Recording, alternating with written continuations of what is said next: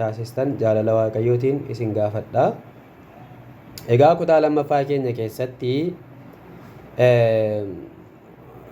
barsiisni warra Only Jesus yookaan immoo hawaariyaat warra ofiin jedhan kuni kutaa isaan waa'ee cuuphaa ilaalchisanii irra dhaabbatan macaafa qulqulluu keessaa hojii ergamootaa boqonnaa 8 lakkoofsa 16, hojii ergamootaa boqonnaa 2 lakkoofsa 38, hojii ergamootaa boqonnaa 10 lakkoofsa 48, hojii ergamootaa boqonnaa 19 lakkoofsa 5 irra dhaabbatanii cuuphaan kan geggeeffamu maqaa Yesuus duwwaadhaanii jedhaniitu amanuu kan jedhuti waliin ilaalaa turreerra. Dhuguma dhugaansaa akka isaan jedhan kana, dhugaansaa akka isaan jedhan kana cuuphaan kiristaanummaa kan geggeeffamu maqaa Yesuus Kiristoos duwwaadhaan immoo maqaa sadan tokkummaa waaqayyootiin. Kanarratti wantoonni jedhaman kun maaliif jedhamani? Fakkeenyaaf hojii ergamootaa boqonnaa 8 keessatti, boqonnaa 2 keessatti, boqonnaa 10, boqonnaa 19 keessatti maqaa Yesuus Kiristoositti cuuphamanii, maqaa Yesuus duwwaatti cuuphamanii, maqaa Yesuus Kiristoositti cuuphamanii jedheetu maqaa Yesuusiin akka isaan cuuphaman kaa'a. Maaliifidha? Waa'ee amma isa sana beekuun keenya barbaachisaadha. Utuu gara yaada isaa waa'ee cuuphaatiif dubbatamee jirutti hin darbiiniin dura wantoota kana beekuun keenya baay'ee murteessaadha jechuudha.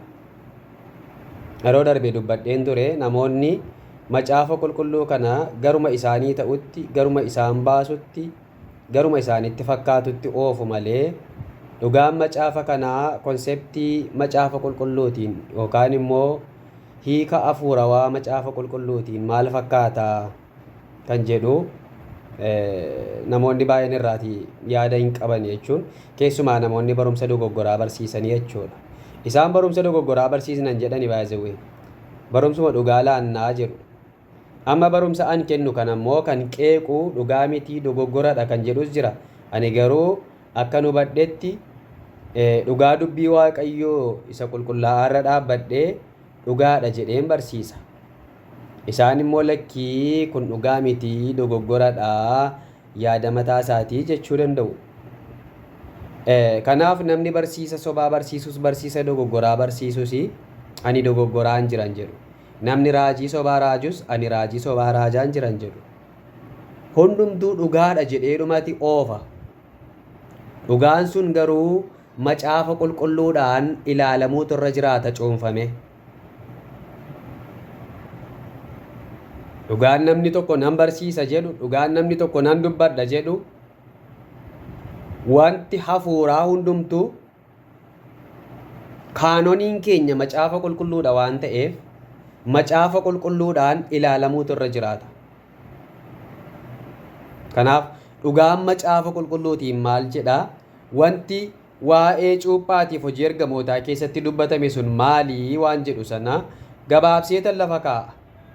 Innis namoonni maqaa Yesuus Kiristoositti cuuphamaa turan kun Yihuudota fi Samaariyoota warra Waaqa Israa'el sirriitti beekanidha.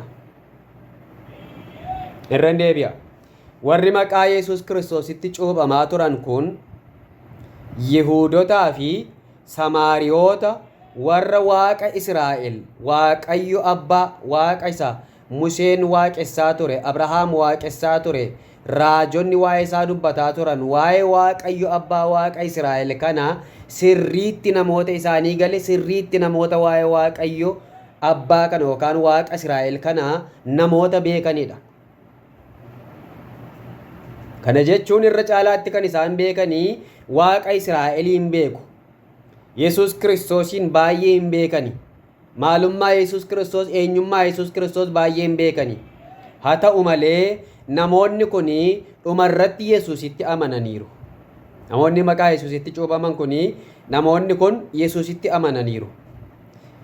Yesuusitti erga amananii booddee maqaa Yesuus Kiristoositti kan isaan cuuphamaniif maqaan Yesuus Kiristoos inni isaan itti amanan kunis akkuma kan Waaqayyo abbaa sana aangoo akka qabu, humna akka qabu, isa kana akka isaan beekaniif aangoo maqaa Yesuus Kiristoos, humna maqaa Yesuus Kiristoos kana akka isaan beekaniif, akka isaan sirriitti hubataniifiti maqaa Yesuus Kiristoos itti cuuphamanii nuun jedha caaffanni qulqullaa'aan.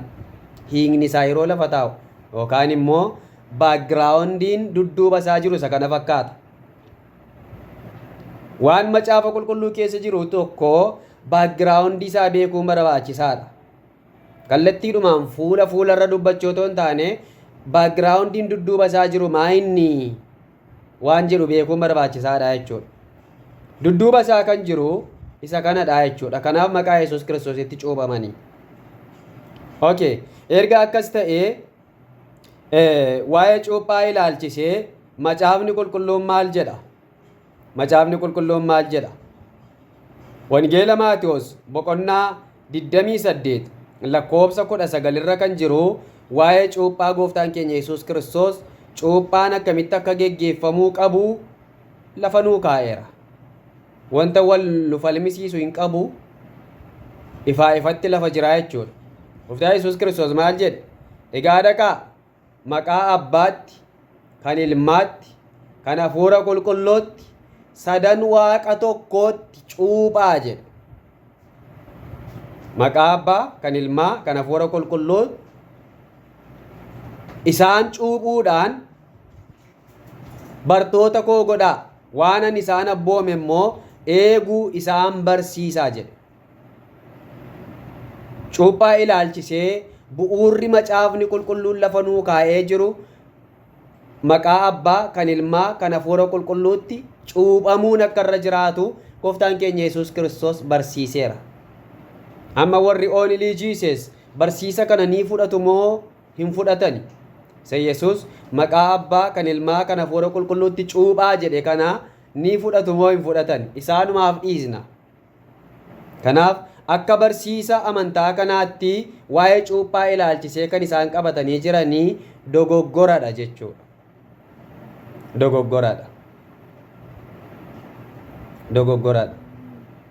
Cuuphaan tokko cuuphaa guutuu kan ta'uu danda'u maqaawwan kana sadaniin Abbaa, Ilmaa, Hafuura Qulqulluudhaan cuupti waldaan kiristaanaa. Kun immoo bu'uura isaa waldaa kiristaanaatu kaa'ee otoo hin taane, abbootii amantiitu kaa'ee darbe otoo hin taane, gooftaa keenya Yesuus Kiristoostu kaa'e. Isatu abboome. Dhugaa macaafa kanaatiin yeroo ilaallu barsiisni warra oonilii jiises kuni soba guddaa keessa jira jechuudha, yookaan dogoggora guddaa keessa jira jechuudha. Nuyi akka amantoota wangeelaatti isa kana amanuun, isa kana beekuun, isa kana hubachuun baay'ee nu barbaachisa. Ayyaanni gooftaa keenyaa Yesuus Kiristoos isiniif haa baay'atu. Barsiisa waa'ee warra oonilii jiises jedhamu ilaalchisee asuma irratti xumureen jira. Yeroo biraa jaalala Waaqayyoo yoo ta'e mata duree biraadhaan kan walitti deebinu ta'a. Mata duree biraan keenyas saayinsii kiristaanaa kan jedhu walitti deebina. Saayinsii kiristaanaa kan jedhu kunis amantaa mataa isaa danda'edha. Yeroo biraatti deebineetu waliin ilaalla. Eebbifamaa. Gaaffii yoo qabaattan koomentii irra na gaafachuu dandeessu. Keessaanis na gaafachuu dandeessu. Gooftaan isin wajjin haa ta'u. Shaaloom.